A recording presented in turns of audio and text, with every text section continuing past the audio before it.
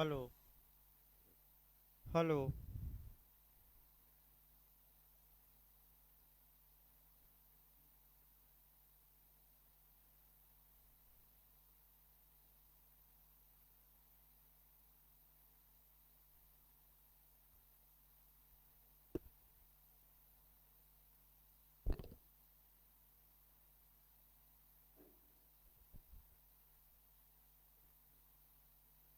देखिए, आपका evidence act चल रहा था और एविडेंस एक्ट में आपका सेक्शन 8 पढ़ाया जा रहा था, जो काफ़ी महत्वपूर्ण सेक्शन है। यानी कि एविडेंस एक्ट में आपका सेक्शन 8 पढ़ाया जा रहा था। यहाँ से आपका केवल थ्योरी ही नहीं आती, बल्कि इलस्ट्रेशन भी आते हैं और कुछ उदाहरण अपने मन से आपका आयोग बना देता है। तो कैसे क्वेश्चन बनता है और कैसे आपको डील करना है उसे, ये सारी बातें कह करके हम बता रहे हैं।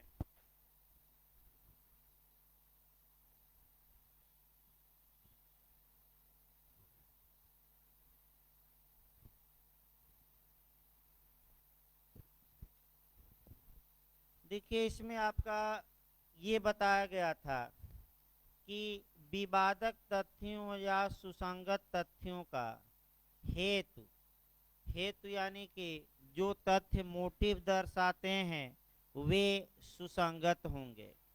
मोटिव के बारे में आपको डिटेल में बताया भी गया था कि मोटिव होता क्या है। इसके बाद दूसरा हमने बताया था कि जो तथ्य विवादक तथ्य या सुसंगत तथ्य का तैयारी या प्रिपरेशन दर्शित करते हैं वे तथ्य भी सुसंगत होंगे।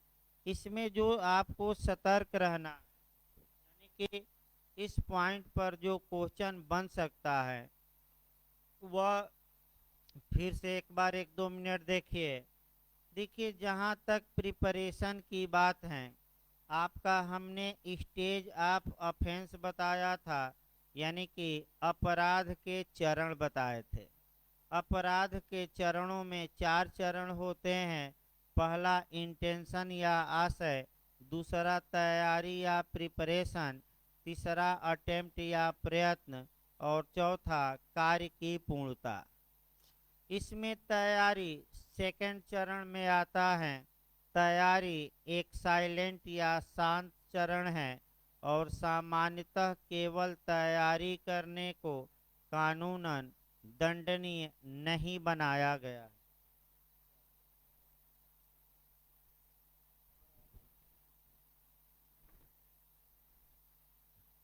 सामान्यतः तैयारी को दंडनीय नहीं बनाया गया है, ये याद रखना है। लेकिन आईपीसी में 4 ऐसी कंडीशन है, ऊपरी में भी पूछा जाता है लगातार, याद करके जाना है, जहाँ की मात्र प्रिपरेशन या तैयारी को दंडनीय बनाया गया है। और कल आपको डिटेल में बताया भी गया था। जो अगला अच्छा क्वेश्चन यहाँ बन सकता है कि अपराध करने के पूर्व तैयारी सुसंगत है कि अपराध करने की बाद की तैयारी की दोनों। ये अभी कहीं क्वेश्चन बना नहीं है, ये क्वेश्चन बन सकता है। तो आपका जवाब रहेगा दोनों तैयारी सुसंगत है। फिर एक एक हम उदाहरण दे दें, चाकू का ही उदाहरण दे दें, या चाकू का ही सबसे अच्छा उदाहरण। एक व्यक्ति जाकर एक दुकान से चाकू लाया अपराध करने के लिए, तो जो ये चाकू लिया है ये प्रिपरेशन किया है। चाकू से वार किया और चाकू को जाकर झाड़ी में छुपा दिया, तो ये अपराध करने के बाद की तैयारी है। अपराध करने के बाद की तैयारी में आपका छिपाना आता है, वस्तुओं को क्या करना, छुपाना। आइए तीसरा देखा जाए आपका कंडक्ट पर। यही आपका अच्छा पॉइंट भी है। और आपको देखिए कंडक्ट पर एक क्वेश्चन आपका निश्चित बनता है, मैं बता दूं। जहां तक कंडक्ट की बात है, आचरण की बात है, आपका बेयर एक्ट एकदम याद होना चाहिए। बेयर एक्ट को देखिए कैसे पढ़ा जाता है और कैसे उसको हम अलग करेंगे। आप भी प्रयास करिएगा कि घर पर जब भी पढ़िए तो उसी प्रकार आप अलग कर लीजिए। देखिए आचरण या जहाँ तक कंडक्ट की बात है, पहला क्वेश्चन तो कोरिलेट करके ही यूपी एपीओ ने बनाया है कि आचरण या कंडक्ट को कहाँ कहाँ समाहित किया गया है, किन कानूनों में। तो कल मैं लिखवाया भी था, पढ़ाया भी था, उसको रट कर जाइएगा। एविडेंस के सेक्शन 8(8) में, सीआरपीसी के सेक्शन 280 में और सीपीसी के आर्डर 18 का रूल 12 में, तीनों याद होना चाहिए। उपर्युक्त सभी आए तो आप उपर्युक्त सभी मारिए। ये मॉडल यूपी एपीओ में आ चुका है। दूसरा आपका ये है कि कंडक्ट को परिभाषित किया गया है कि नहीं। तो कंडक्ट को एविडेंस एक्ट में परिभाषित नहीं किया गया है, लेकिन कंडक्ट को रेलेवेंट जरूर बनाया गया है। अब ये समस्या आती है कि आखिर कंडक्ट होता क्या है। कंडक्ट का मतलब हुआ व्यक्ति का हाव भाव, भाव भंगी, चाल चलन, रहन सहन, खान पान। यानी कि आचरण का निर्माण व्यक्ति के हाव भाव से, उसके डीमैनर यानी कि भाव भंगी से, उसके खान पान से, रहन सहन से आपका लगाया जाता है। कंडक्ट के आधार पर ही एक अनुमान लगाया जाता है। तो एक आपका तो इस धारा में एक बात हो सकता है पूछ ले, आपका नई बात अभी पूछी नहीं गई है, पहले वो बता दिया जाए कि सरकमस्टेंशियल एविडेंस में यानी कि परिस्थिति जन साक्ष्य में सबसे मजबूत किसका साक्ष्य होता है, ये पूछ सकता है क्वेश्चन। तो अगर ये क्वेश्चन चाहे सीबीआई एपीओ में पूछे या एमपी एडीपीओ में पूछे या उत्तराखंड एपीओ में पूछे, फिर एक बार हम बता रहे हैं इसको कि परिस्थिति जन साक्ष्य में सबसे मजबूत कौन होता है। तो आप मारिएगा कंडक्ट या आचरण। जहां तक आचरण की बात है, अब आगे बढ़ा जाए। घटना का पूर्ववर्ती आचरण भी हो सकता है, यानी कि उसको अभी आपका एमपी में एक क्वेश्चन बना था, प्रीवियस कंडक्ट और सब्सिक्वेंट कंडक्ट। यानी कि घटना के पहले का आचरण और घटना के बाद का। एक उदाहरण देखिए दोनों का आचरण। घटना के पहले का आचरण का मतलब ये हुआ कि चाकू खरीदा, ये तैयारी, चाकू में धार लगा रहा था, यानी कि चाकू को धार लगा रहा था, तेज कर रहा था, ये उसका शुद्ध रूप से क्या है, कंडक्ट। और आपका पश्चातवर्ती आचरण का मतलब हुआ कि घटना करने के बाद घटना स्थल से या गांव छोड़कर फरार हो गया, तो ये कौन सा कंडक्ट माना जाएगा, सब्सिक्वेंट। तो एमपी में पूछा कि कौन सा आचरण सेक्शन 8 में रेलेवेंट है, तो आपका जवाब रहेगा दोनों, यानी कि पूर्ववर्ती और पश्चातवर्ती। अगले नियम पर आइए। अगला नियम भी काफी महत्वपूर्ण है, तमाम दृष्टांत आपका मिलेंगे। और वह नियम ये है कि कंडक्ट और स्टेटमेंट, ये पूछा जाता है क्या कंडक्ट में स्टेटमेंट शामिल है कि नहीं। देखिए अभी बेयर एक्ट नहीं बताया जा रहा है, अभी कुछ सामान्य बातें बताई जा रही हैं। इसके बाद हम बेयर एक्ट बताएंगे, दृष्टांत बताएंगे और तब आपका 10-15 कंडक्ट बताएंगे। उसमें घटना के पहले का कंडक्ट और घटना के बाद का और 2-3 टेक्निकल जो पॉइंट बनते हैं अभी हमें वो बताना है, फिर केस बताना है। देखिए इसमें आपका जो इसमें पूछा जाता है वो देखिए, कंडक्ट और स्टेटमेंट यानी कि आचरण और कथन में अंतर होता है। आपका सेक्शन 8 का एक्सप्लेशन नंबर 1 यानी कि पूछ सकता है कि धारा 8 का स्पष्टीकरण 1 जो है अभी हम बताएंगे, वह धारा 8 के क्षेत्र को सीमित करता है, नैरो करता है, यानी कि वाइड नहीं करता, नैरो करता है। क्यों करता है? क्योंकि ये बता देता है कि सामान्यतः या जनरली कंडक्ट में स्टेटमेंट या कथन शामिल नहीं है। अब ये वो अलग बात है कि इसके अपवाद हैं जहाँ की आपका कंडक्ट में स्टेटमेंट शामिल होगा। इसका मतलब हो सकता है पूछ ले कि आचरण के बारे में जो कानून है वह लिबरल या उदार है और कथन के बारे में कानून है वह स्ट्रिक्ट या कठोर है। सामान्यतः आचरण को रेलेवेंट बनाया गया है और स्टेटमेंट को कहाँ रखा गया है? बाहर। अब ये क्वेश्चन आपका ये आता है कि क्यों ऐसा किया गया, इसका कारण भी है। देखिए सामान्यतः गलत आचरण दर्शाना मुश्किल होता है। बहुत बड़ा कलाकार रहेगा तभी वह किसी की आचरण की नकल कर पाएगा। जैसे कि आपका राजू श्रीवास्तव इत्यादि लोग हैं, वो भले नकल कर लें लेकिन आम आदमी से अगर कहा जाए कि रो कर दिखाइए तो उसके आंख में आंसू नहीं आएगा। अतः इसका मतलब ये हुआ कि गलत आचरण दर्शाना क्या होता है? मुश्किल। अतः जब कोई व्यक्ति आचरण दर्शाता है तो कानून ये मानता है कि इसका आचरण सही होगा। लेकिन जहाँ तक मुख से बोलने की बात,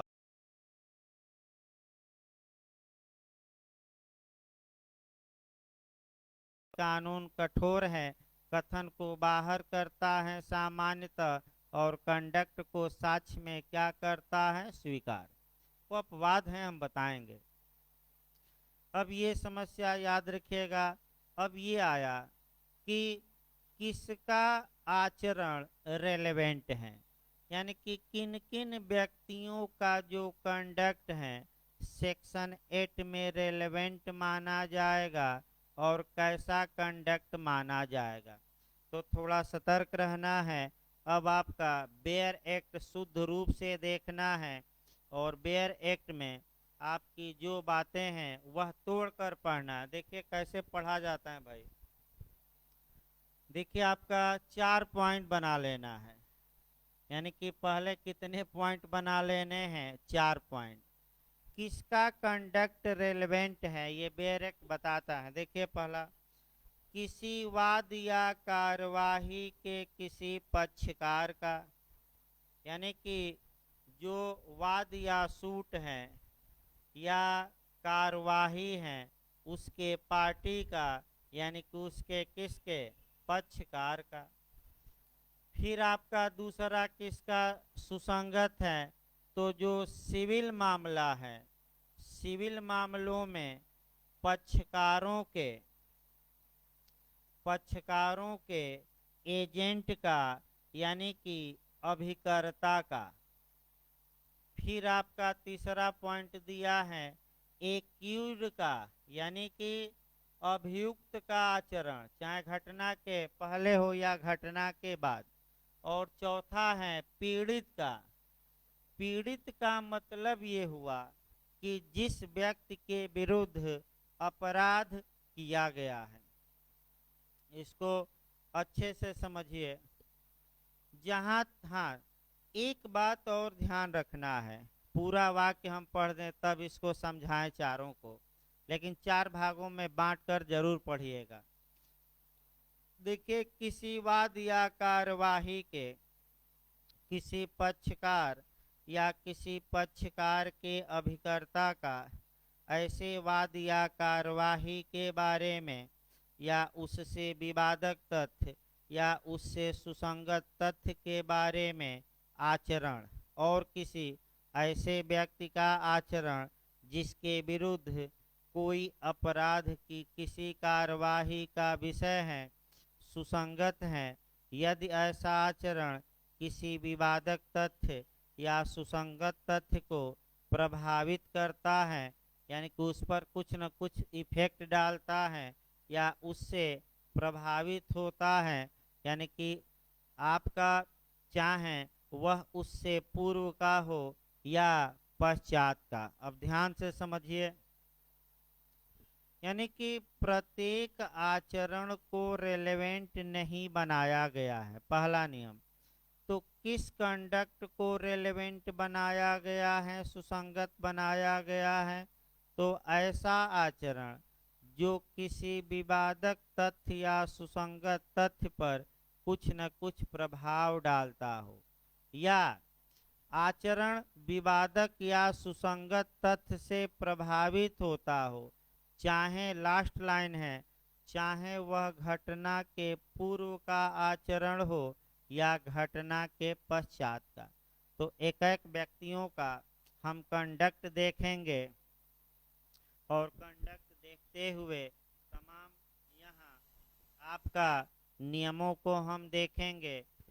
देखिए ध्यान से भाई, पहला, वाद या कार्यवाही के पक्षकार। देखिए, अभियुक्त शब्द को अलग से लिखा नहीं गया है, तो अभियुक्त शब्द को हम निकालेंगे, क्योंकि अलग से कैसे हम लिखे हैं ये हम बताएंगे। लेकिन सबसे पहले एक एक शब्दों पर ध्यान दीजिए, तब उदाहरण हम बताएंगे। जो वाद शब्द हैं ये सिविल मामलों में आता है। वाद के जो पार्टी या पक्षकार होते हैं वह दो होते हैं, एक वादी होता है और दूसरा प्रतिवादी, यानी कि एक प्लेंटिफ और दूसरा डिफेंडेंट। तो यदि वादी ने कोई आचरण दर्शाया हो या प्रतिवादी ने कोई आचरण दर्शाया हो और वह आचरण विवादक तथ्य या सुसंगत तथ्य से रिलेटेड हो, यानी कि उस पर कुछ प्रभाव डालता हो या ऐसा आचरण उस पर प्रभाव डालता हो, तो ऐसी दशा में वादी और प्रतिवादी का जो कंडक्ट होगा घटना के पूर्व का या घटना के बाद का, दोनों क्या होगा, साक्ष्य में रेलेवेंट होगा। अभी उदाहरण हम बताएंगे। या कार्यवाही, कार्यवाही शब्द बहुत महत्वपूर्ण है, इसी में अभियुक्त निकलेगा। कार्यवाही शब्द सिविल और क्रिमिनल दोनों को कवर करता है।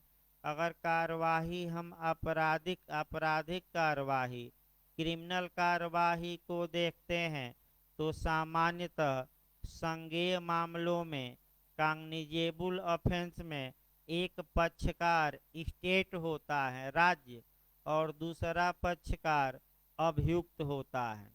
यानी कि एक पक्षकार प्रोसिक्यूशन होता है, दूसरा एक्यूज्ड होता है और पीड़ित का कहीं नामो निशान नहीं रहता। इसका मतलब ये हुआ कि एक पक्षकार राज्य है, तो राज्य आपका प्राकृतिक व्यक्ति है नहीं, तो उसका आचरण हम देख नहीं सकते। लेकिन क्रिमिनल मामलों में जो दूसरा पक्षकार है अभियुक्त होता है, अतः जो अभियुक्त का कंडक्ट है किस सेक्शन में रेलेवेंट है, तो आपका जवाब रहेगा सेक्शन 8 में। अब यही जो अभियुक्त का कंडक्ट है, इसी कंडक्ट को आपको डिटेल में 10-12 लाइन हम बताएंगे, लेकिन ये पहले हो जाए चारों तब इसको बताते हैं। दूसरा, आइए, एजेंट पर अभी क्वेश्चन नहीं बना है लेकिन बन सकता है। क्वेश्चन ये बन सकता है कि जो वाद के पक्षकारों के एजेंट या अभिकर्ता हैं, इनका जो कंडक्ट है वह किस मैटर में रेलेवेंट होगा, सिविल मामलों में कि क्रिमिनल मामलों में कि दोनों में, नया क्वेश्चन ये बन सकता है। तो आप क्रिमिनल ना मार कर केवल क्या मारेंगे, सिविल में। देखिए एजेंट, प्रिंसिपल और एजेंट के नियम को हम अलग से 2 लाइन बताते हैं और आपका एक उदाहरण भी देते हैं। देखिए इसमें प्रमुख और अभिकर्ता के रिलेशन को ही एजेंसी या अभिकरण कहा जाता है। कॉन्ट्रैक्ट में अभिकर्ता का कार्य प्रमुख का कार्य होता है।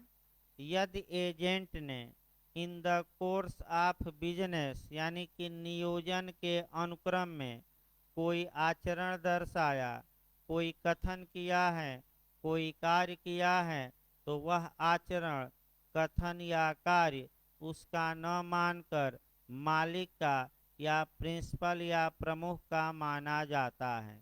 एजेंट के कार्य के लिए मालिक वाइकेरियस लाइबिलिटी, प्रतिनिधिक दायित्व के आधार पर जिम्मेदार होते हैं। इनका जो लाइबिलिटी होती है वह ज्वाइंट और सेपरेट दोनों होती हैं, यानी कि संयुक्त और पृथक दोनों होती हैं। मालिक ये नहीं कह सकता कि ये कार्य तो एजेंट ने का किया है। और इसका उत्तम उदाहरण हम सेक्शन 20 से उठाते हैं एविडेंस के, जिसमें रेफरी का सिद्धांत समाहित है। रेफरी यानी कि निर्णायक का। देखिए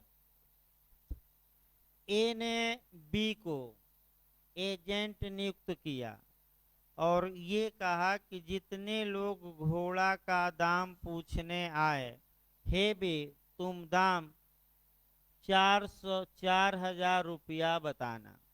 एक व्यक्ति हैं, ये ए से घोड़े का दाम पूछने गया।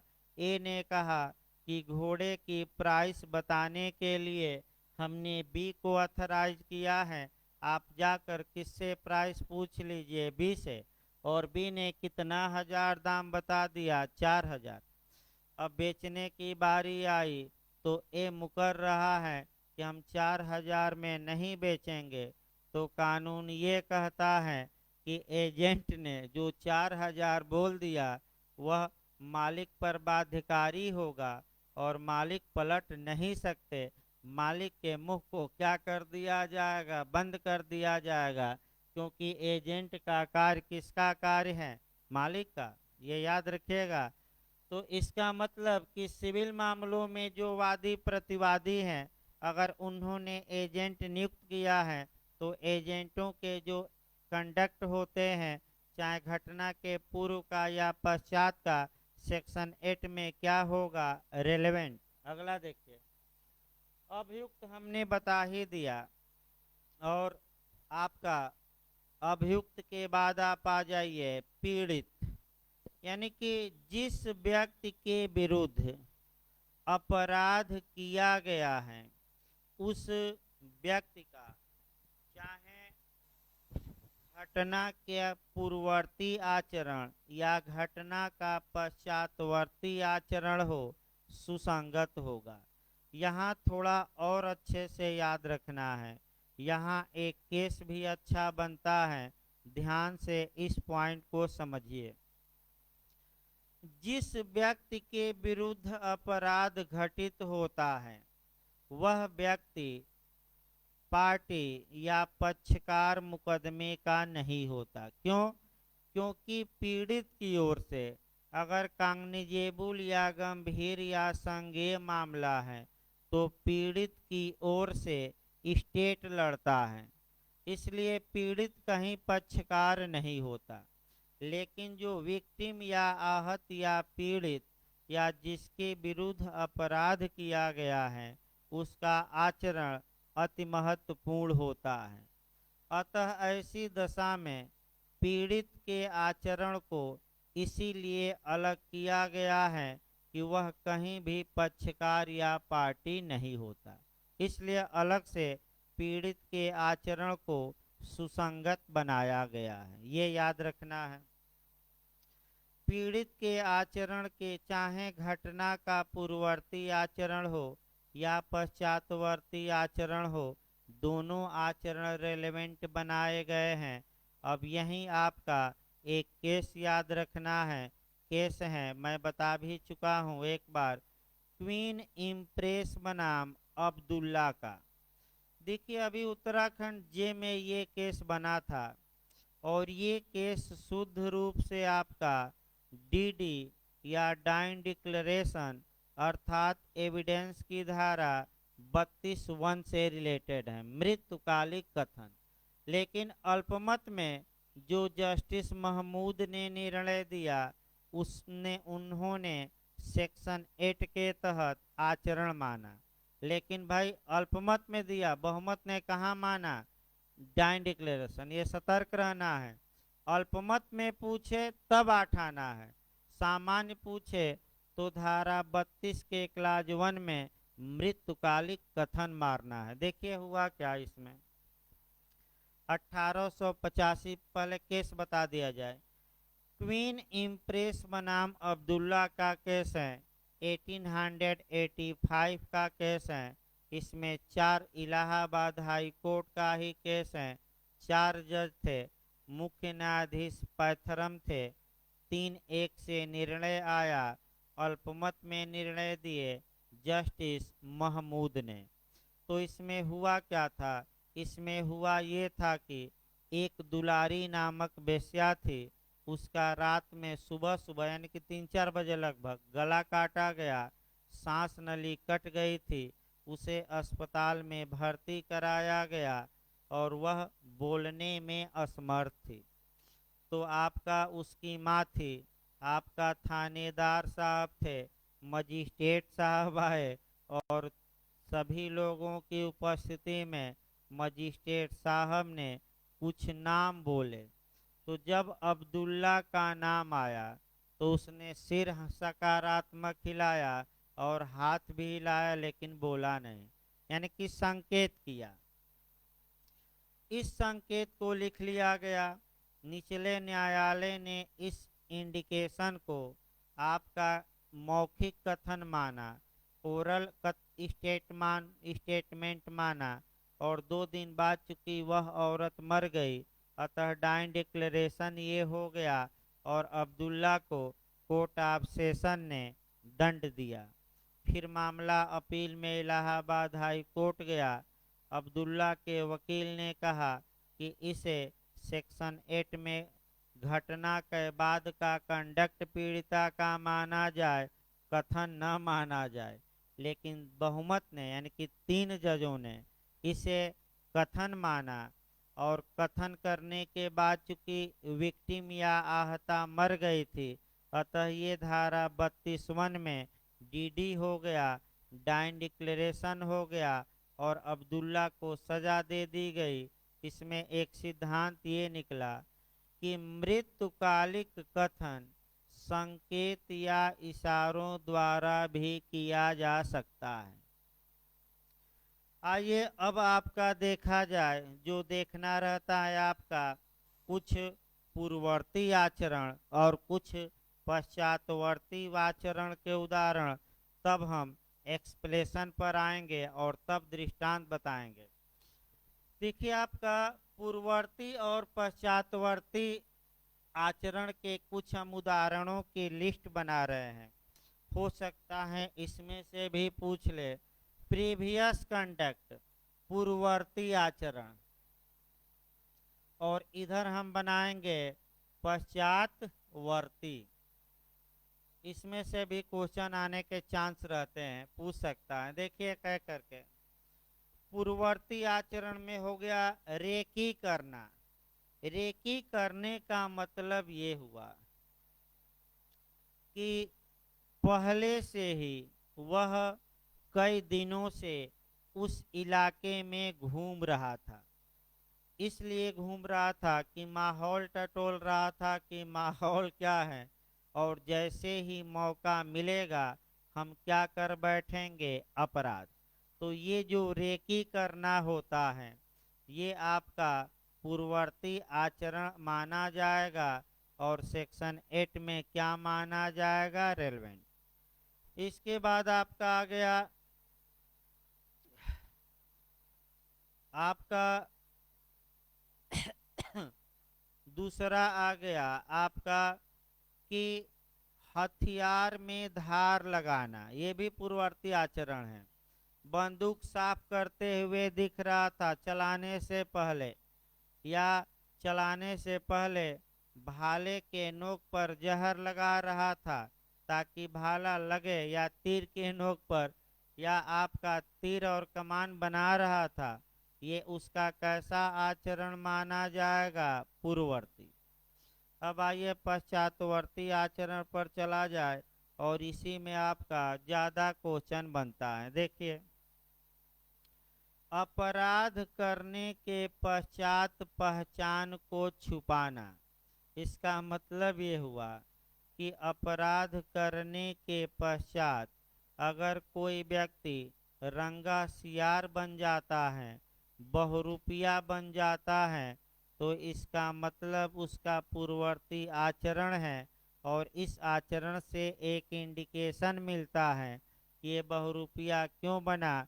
हो सकता है एक अनुमान कि हो सकता है कि किसी ने अपराध किया हो। दूसरा, अपराध हो जाने के बाद फरार हो जाना, ये क्वेश्चन ज़्यादा बनता है। इस पर इलस्ट्रेशन भी है। एक व्यक्ति मान लीजिए चाय पी रहा था चाय की दुकान पर, पंचौरा इलाहाबादी भाषा में कर रहा था। एक व्यक्ति ने उसी में कहा कि कल जो घटना हुई है पुलिस खोजने आ रही है, और वह व्यक्ति वहां से आधी कप चाय छोड़कर क्या हो गया? फरार। तो एक उसका कैसा आचरण है? पश्चातवर्ती। इससे एक अनुमान इंडिकेट हो रहा है कि हो सकता है इसी ने अपराध किया हो, क्योंकि क्यों भाग गया। अगला देखिए, सही साक्ष्य आने से रोकना, यानी कि अपराध हो जाने के बाद वह व्यक्ति पूरा प्रयास कर रहा है कि सही साक्ष्य, ट्रू एविडेंस न आ पाए सामने, ये भी उसका पश्चातवर्ती आचरण है।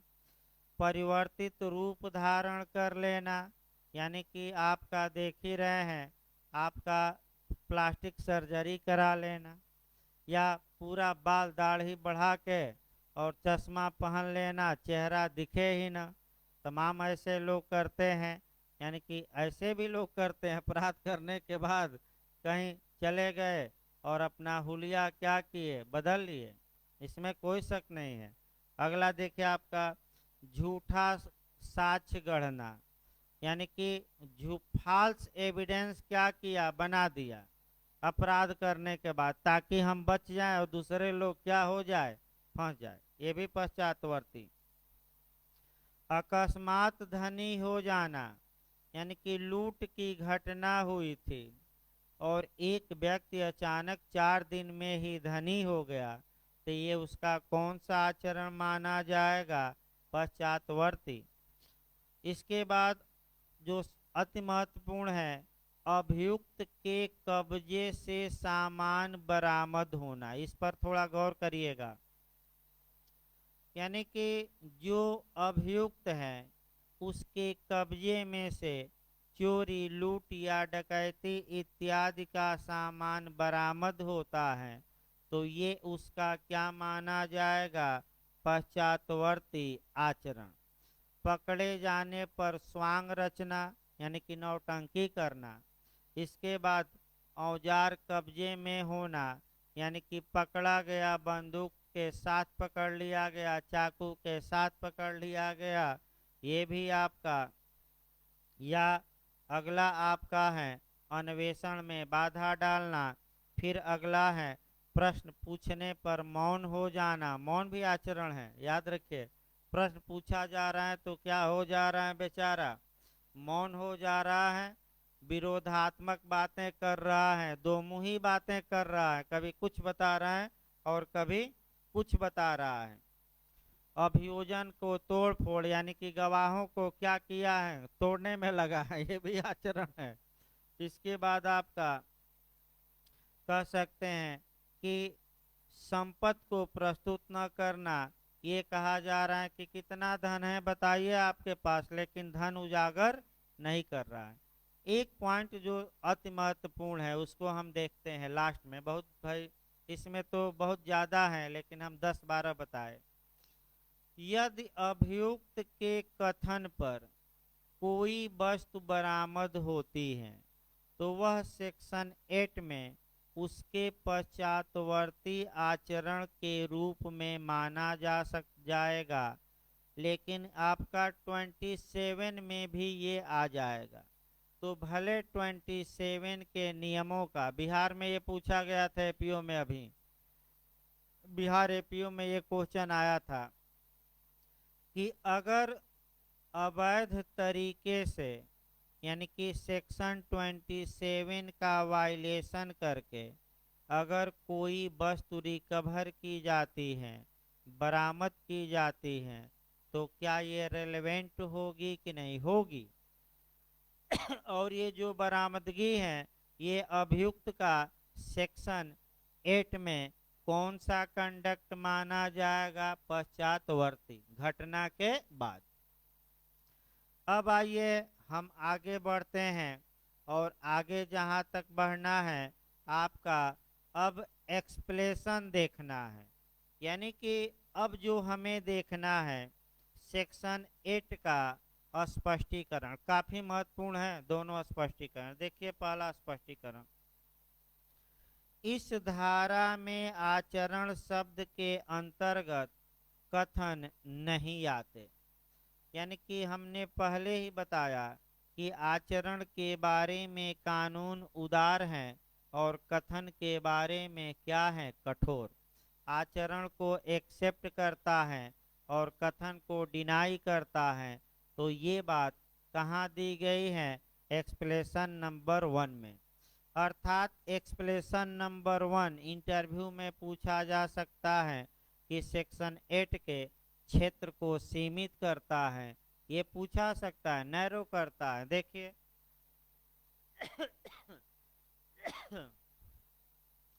इस धारा में कंडक्ट या आचरण शब्द के अंतर्गत कथन नहीं आते जब तक कि वे कथन उन कथनों से भिन्न कार्यों के साथ साथ और उन्हें स्पष्ट करने वाले न हों।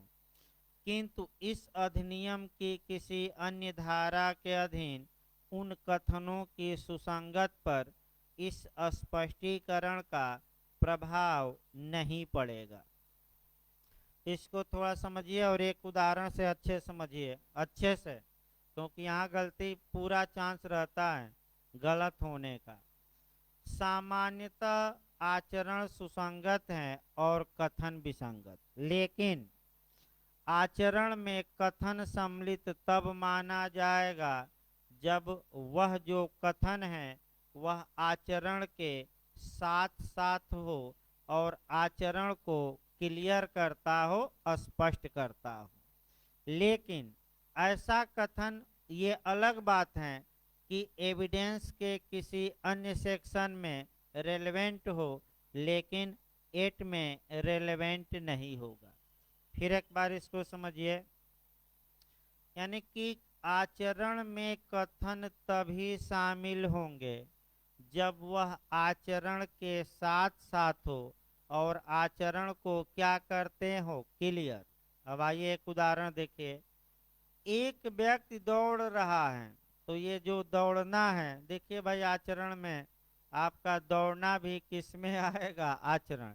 एक व्यक्ति घटना के बाद दौड़ते हुए भाग रहा है और अभियुक्तों का नाम अपने मुख से चिल्ला रहा है। तो इस उदाहरण में आपका वह आचरण दिखा रहा है और आचरण के साथ साथ कथन कर रहा है। क्यों भाग रहा है, क्योंकि अभियुक्तों ने उसे मारा है। तो ये जो कथन है ये आचरण को क्या कर रहा है, क्लियर।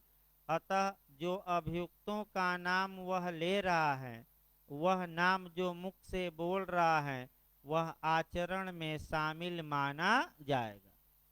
याद रखिए आचरण में वो क्या माना जाएगा, शामिल।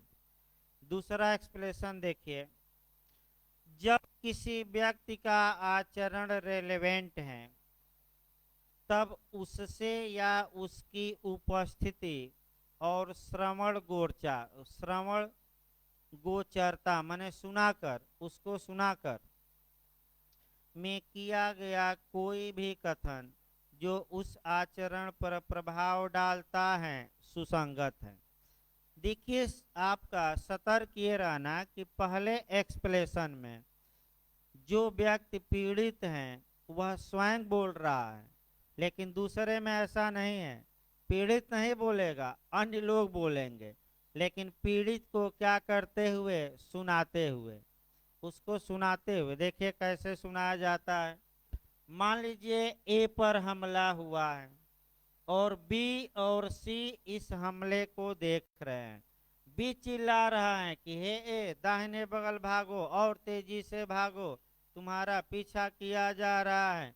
ये बी जो ये कथन कर रहा है, ये ए को सुना कर रहा है, अतः बी का कथन भी आचरण में शामिल माना जाएगा। दूसरा सी कह रहा है कि और तेज भागो, या आपका बाएं बगल भागो, दाहिने बगल भागो, इधर से भागो, या भागो भागो तुम्हारे ऊपर हमला होने वाला है, तो सी का कथन भी सुसंगत होगा, क्योंकि ए के आचरण पर ये क्या डालेगा, इफेक्ट, प्रभाव डालेगा। अब आपका दो बात और, तब एलस्ट्रेशन चला जाए, क्योंकि अगली बात भी अति महत्वपूर्ण है। देखिए, आपका दो बात जो जाननी है, दिमाग में बैठाना है, वह एक आपका परिवाद है और दूसरा आपका कथन है। परिवाद और जो कथन होता है, याद रखिए, आपका सीआरपीसी वाला परिवाद न मान लीजिएगा। एविडेंस के सेक्शन 8 में जो कंप्लेंट और स्टेटमेंट हम बताएंगे, उसका इरादा अलग है। सीआरपीसी की धारा 2D में जो परिवाद परिभाषित किया गया है, उस परिवाद से इसका कोई रिलेशन नहीं है, याद रखिए। आइए इसको देखा जाए। परिवाद और कथन में अंतर होता है, ध्यान समझिएगा इसको, बहुत अच्छा पॉइंट ये भी है। अगर पीड़िता या पीड़ित या जिसके प्रति अपराध किया गया है, अगर वह व्यक्ति बिना कुछ पूछे ही घटना का वर्णन करने लगे, तो उसे परिवाद माना जाएगा, और जब परिवाद माना जाएगा तो सेक्शन 8 में आचरण के रूप में वह कथन शामिल होगा। यानी कि जब मामला परिवाद में आ जाए तो सेक्शन 8 में कंडक्ट माना जाएगा। अब कथन क्या होता है ये देखिए। कथन का मतलब कि जब उस व्यक्ति से पूछा गया कि तुम्हारे साथ क्या हुआ, और तब वह व्यक्ति घटना का वर्णन करने लगा, तो ये केवल स्टेटमेंट माना जाएगा और सामान्यतः सेक्शन 8 में सुसंगत नहीं होगा, भले और कहीं जाकर सुसंगत हो। दो उदाहरण मैं बता रहा हूँ आपको। एक स्त्री के साथ रेप होता है, दुराचार होता है, और बिना किसी के पूछे वह अपने घर आती हैं और घर वालों से घटना को बताती हैं। ये शुद्ध रूप से परिवाद माना जाएगा और सेक्शन 8 के तहत उसका पूर्ववर्ती आचरण माना जाएगा। लेकिन घर आई, घर में उसके पिताजी ने या किसी ने पूछा कि क्या हुआ क्या हुआ, तब घटना के बारे में बताने लगी, तब ये परिवाद नहीं माना जाएगा, ये केवल स्टेटमेंट माना जाएगा और सेक्शन 8 में रेलेवेंट नहीं होगा। लेकिन कानून ये भी कहता है कि भले ही किसी अन्य धारा में क्या हो, सुसंगत हो, तो किस धारा में होगा ये हम बताएंगे, और यही पूछा जाता है। देखिए, अब एक और आपका पश्चातवर्ती आचरण में भाई देखिए छूट गया था, उसको बता दिया जाए कि अभियुक्त ने अपराध किया और जाकर स्वयं ही एफआईआर दर्ज कराई। तो जाकर स्वयं एफआईआर दर्ज करा दिया, तो एफआईआर जो अभियुक्त ने ही दर्ज कराया है, ये उसका पश्चातवर्ती आचरण माना जाएगा। या जिसके प्रति अपराध हुआ वह थाने में गया और वह अपराध एफआईआर दर्ज कराया, यानी कि एफआईआर सेक्शन 8 के तहत सब्सिक्वेंट कंडक्ट में आ जाएगा और पश्चातवर्ती आचरण के रूप में रेलेवेंट या उचित माना जाएगा। एक पॉइंट छूटा था महत्वपूर्ण। अब देखिए आपका इलस्ट्रेशन देखिए जहां तक इलस्ट्रेशन की बात है एकदम अंतिम दृष्टांत से अब उठाइए, बैक डोर से चला जाता है। एकदम अंतिम दृष्टांत देखिए और आप पकड़िए अपना नियम बनाने के बाद। प्रश्न यह है कि क्या को लूटा गया, यानी कि न्यायालय में क्वेश्चन ये है कि क्या ए के साथ राबरी हुई। देखिए यह तथ्य कि अभिकथित लूट के तुरंत पश्चात उसने अपराध के संबंध में परिवाद किया, वे परिस्थितियां जिसके अधीन तथा वे शब्द जिनमें वह परिवाद किया गया सुसंगत हैं। तो अभी हमने जो नियम बताया उसी को पकड़ लेना है।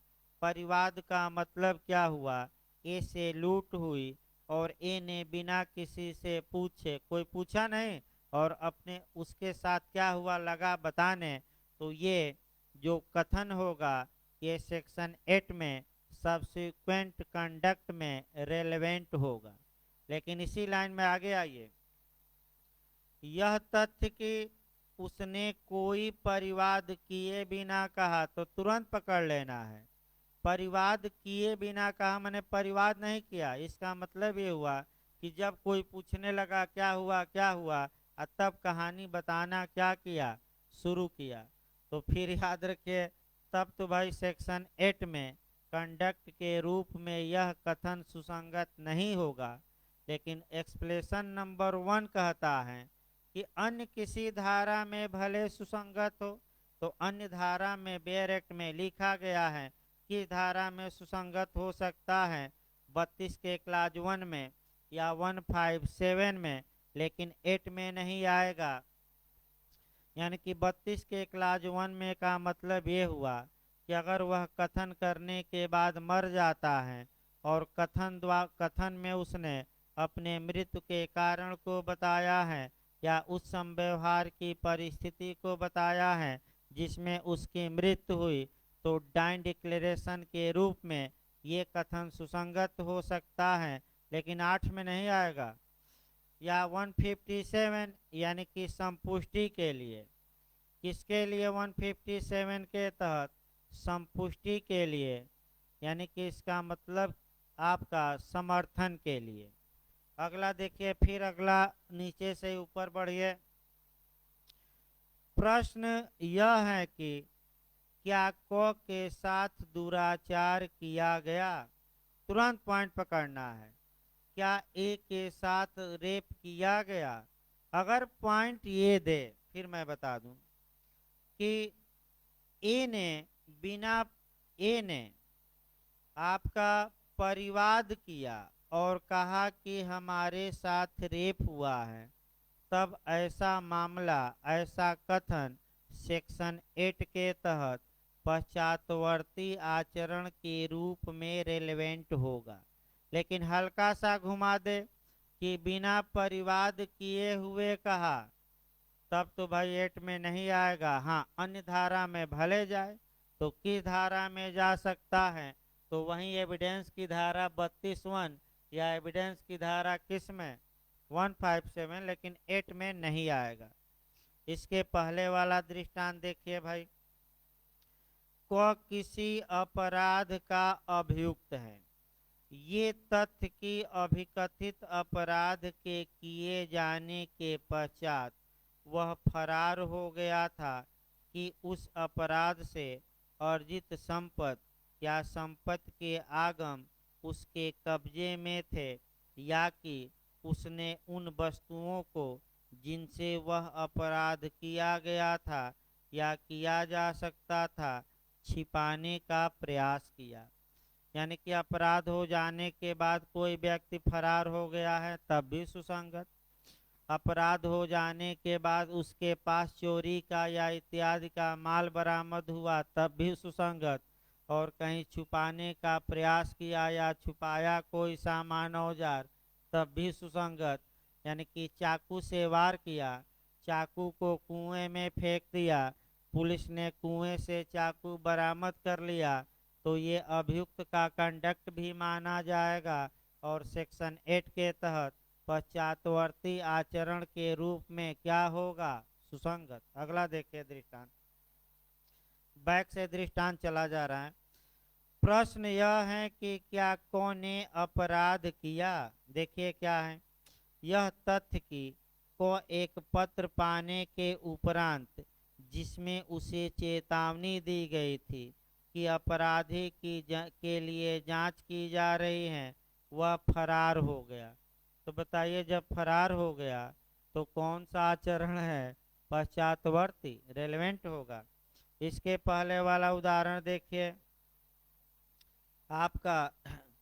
प्रश्न यह है कि क्या ख के प्रति को 10,000 रुपये का देनदार है। यह तथ्य कि क ने ग से धन उधार मांगा और घ ने ग से क की उपस्थिति और श्रवण गोचरता में कहा कि मैं तुम्हें सलाह देता हूँ कि क पर भरोसा न करो, तो यह रेलेवेंट होगा, एक्सप्लेशन पकड़ना होगा। श्रवण गोचरता कौन सा स्पष्टीकरण में आएगा, सेकंड, यानी कि सेक्शन 8 के कौन सा, सेकंड। इसके एक और आपका उदाहरण बताना है। प्रश्न यह है कि क्या क ने ख को लूटा। अच्छे से देखिए, ये भी फरारी वाला है। यह तथ्य कि ख के लूटे जाने के पश्चात ग ने क की उपस्थिति में कहा कि ख को लूटने वाले आदमी को खोजने के लिए पुलिस आ रही है, और यह कि उसके तुरंत पश्चात क वहां से क्या हो गया, भाग गया। तो आप लोग बताइए भाई, कौन सा आचरण होगा, पश्चातवर्ती, और सेक्शन 8 में रेलेवेंट होगा कि नहीं होगा। इस देखिए, फरार होने से एक इंडिकेशन मिलता है, अनुमान मिलता है कि हो सकता है इसने क्या किया होगा, अपराध। लेकिन इस अनुमान का जितने भी तथ्य सपोर्ट करेंगे या जितने तथ्य विरोध करेंगे, जब अगला सेक्शन 9 पढ़ाया जाएगा उसमें आपको बताया जाएगा। फरार होने वाला ये सिद्ध कर सकता है कि अर्जेंट काम आ गया था, इसलिए हमें आधे कप चाय छोड़कर जाना पड़ा, नहीं तो मैं चाय का प्याला क्यों छोड़कर जाता, मित्रों का फ्री का चाय था, मैं पूरा क्या करता, पी के ही जाता। तो भाई आपको सूचित भी किया जाए कि आज जूरिस्प्रूडेंस का क्लास नहीं चलेगा कुछ अपरिहार्य कारणों से, और मंडे से आपका जूरिस्प्रूडेंस का क्लास चलेगा। अब फिर एक बार सूचित किया जाए कि जूरिस्प्रूडेंस की आज की क्लास सस्पेंड की जाती है, मंडे से क्लास चलेगा, कल आपका क्लास ऑफ रहेगा। धन्यवाद।